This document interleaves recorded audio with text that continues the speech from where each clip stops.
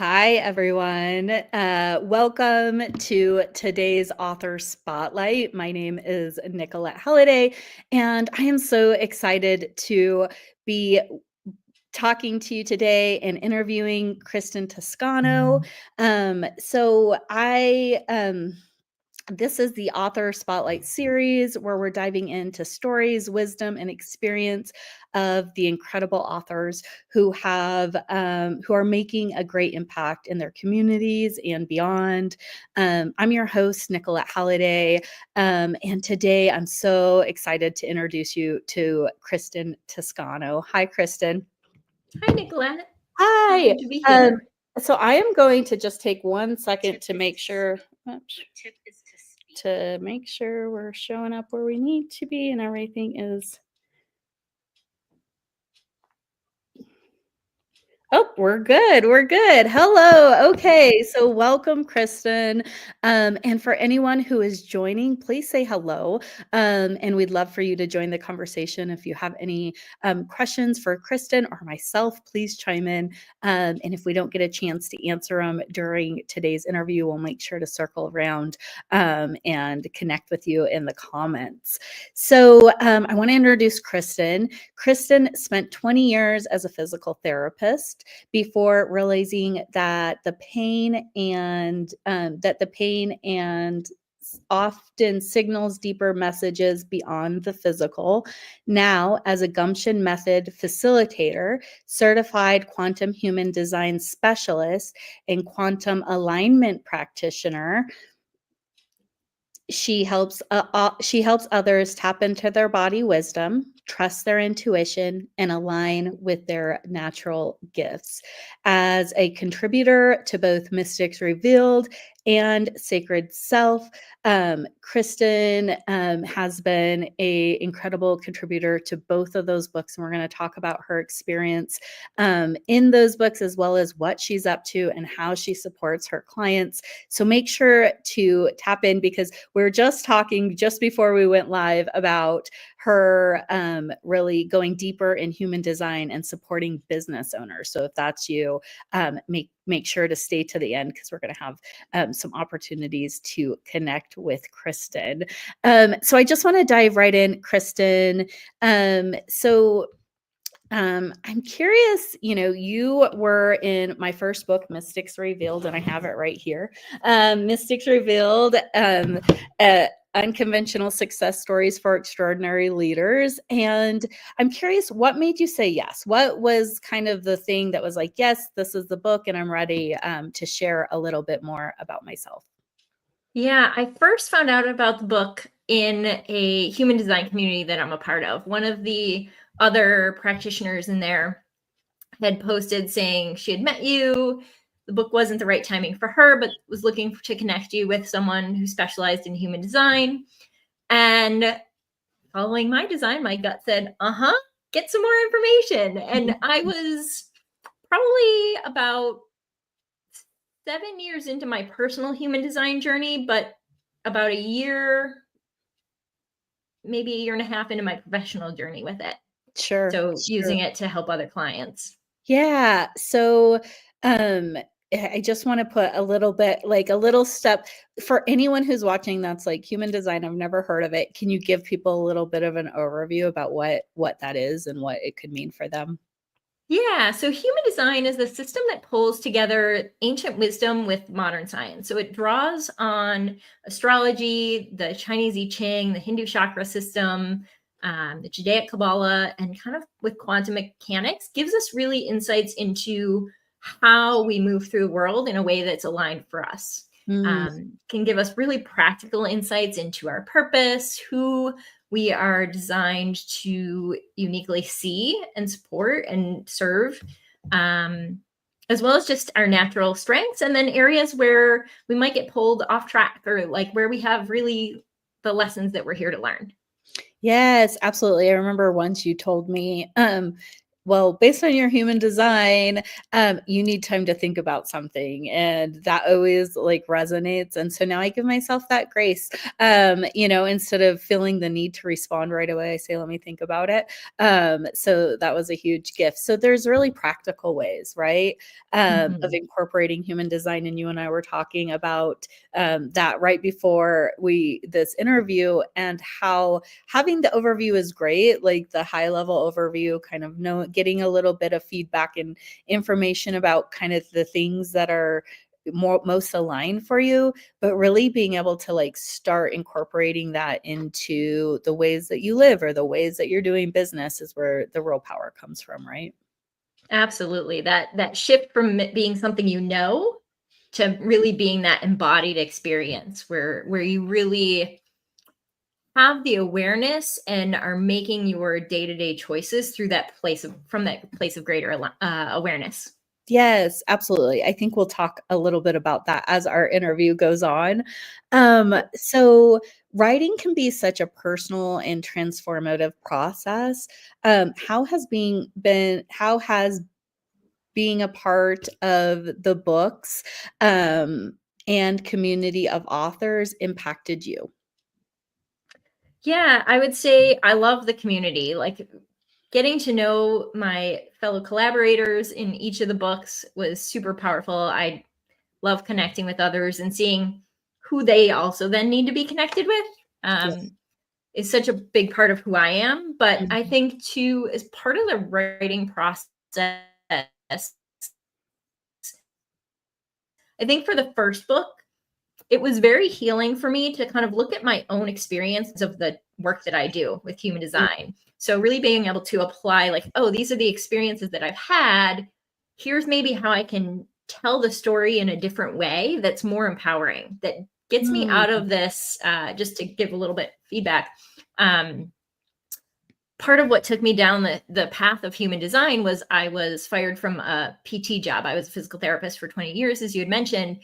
And I realized so much of my identity was wrapped up in who I was as a PT.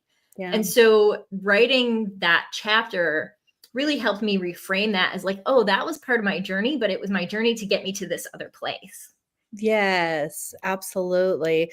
I think that is such an important part of contributing to a multi-author book is the clarity, especially when you're talking specifically about the work that you do and who you work with and kind of your journey. I think it really creates a clear path for us and like being able to talk to people, on interviews or in networking. It's kind of giving us that opportunity to see it from a different perspective. So I'm glad you brought that up because I think that's a pretty incredible impact that you get out of that.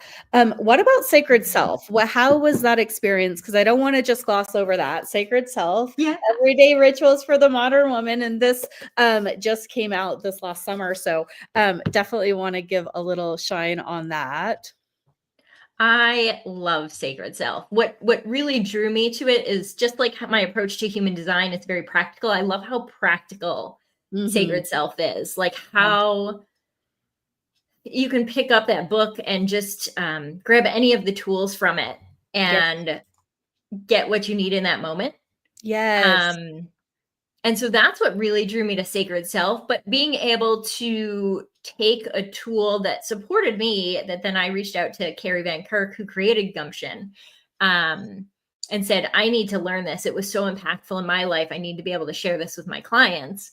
And having her teach it to me and then certify me as a facilitator of it, it just felt really important to share that tool with others. Absolutely. So, Kristen breaks it down in Sacred Self. So make sure there'll be a link in the description or the comments, depending on where you're watching this video. Make sure to grab a copy because it really is practical. It is, chapters of rituals and practices that you get to incorporate. And the beautiful thing about this is it doesn't have to be a book that you read from start to finish. It literally can be like, hey, this one really draws me in. I want to practice it, embody it, try it on, experience it. But can you give us a little overview of Gumption so that the audience who are watching today gets a little sneak peek? Yeah, so Gumption is a moving meditation.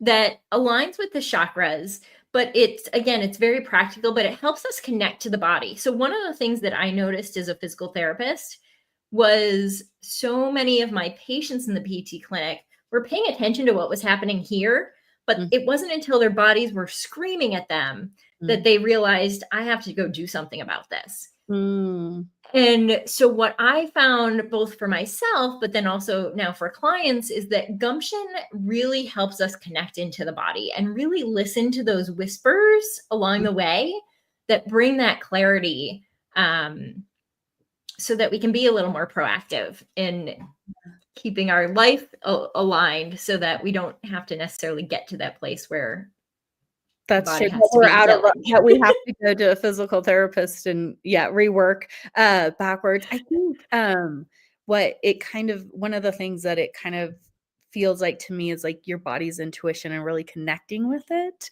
which Absolutely. isn't anything that we are taught ever, unless we decide we wanna learn this, and I know for me, like, my body speaks, and for a long time, I didn't know how. I didn't know how to listen to it or receive the information that it was trying to give me. And sometimes that would show up as like anxiety, for instance.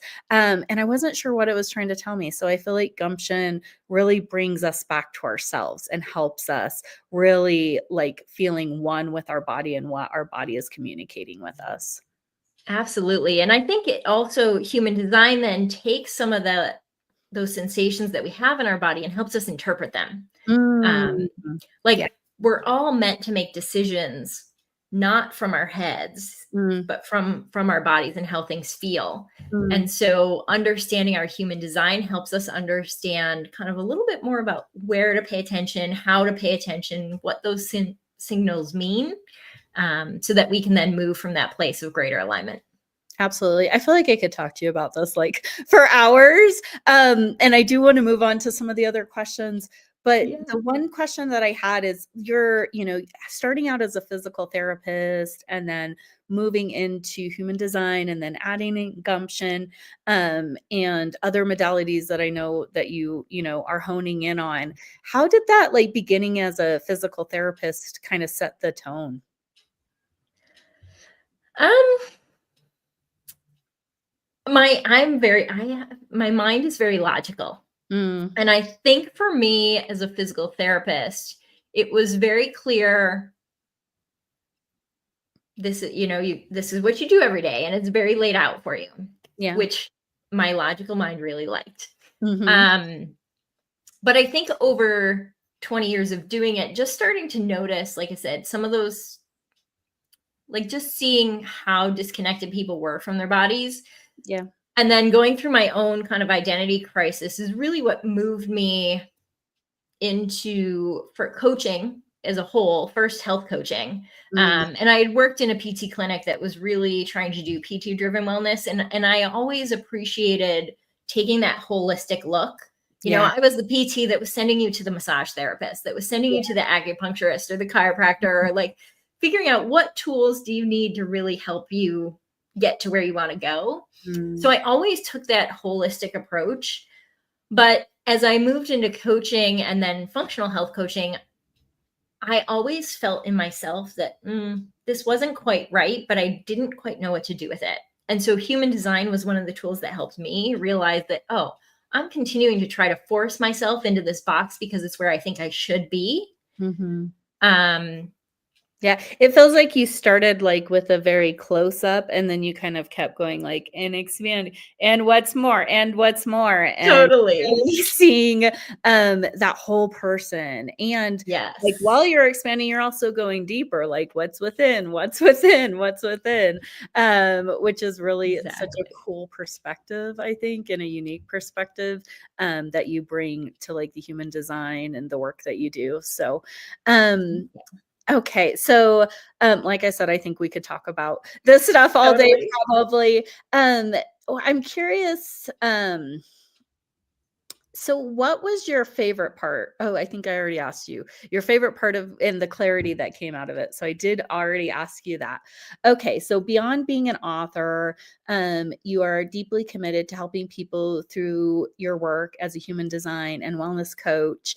Can you share a little bit? Oh, we kind of already went over that too. I have these notes that are but okay, I'm going to shift this just a little bit. So Yeah. can you share a little bit about what you're working on now, specifically, as far as human design and how it relates to business and kind of how you're best supporting your clients right now?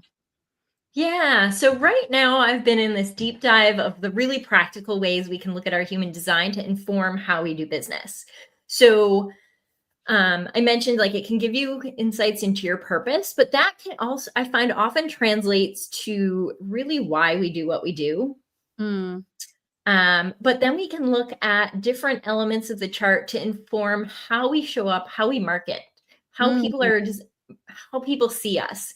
So mm, for me, as an example, as a 2-4 profile, um, people need to really get to know me.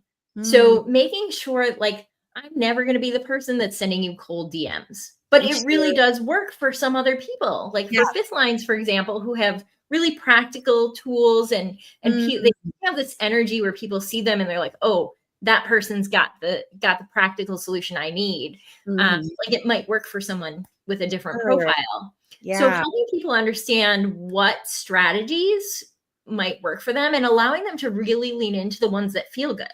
Mm, Um, but also it can give us insights into who we're here to serve. We can look at the nodes, for example, to see what's the energy of the people that we're here to serve. So I'm designed to see third line energy as an example. And so my people really are the experimenters and mm. entrepreneurship. Business is third line, right? We have to try the things to see what works, see what doesn't, tweak That's along true. the way. Yes.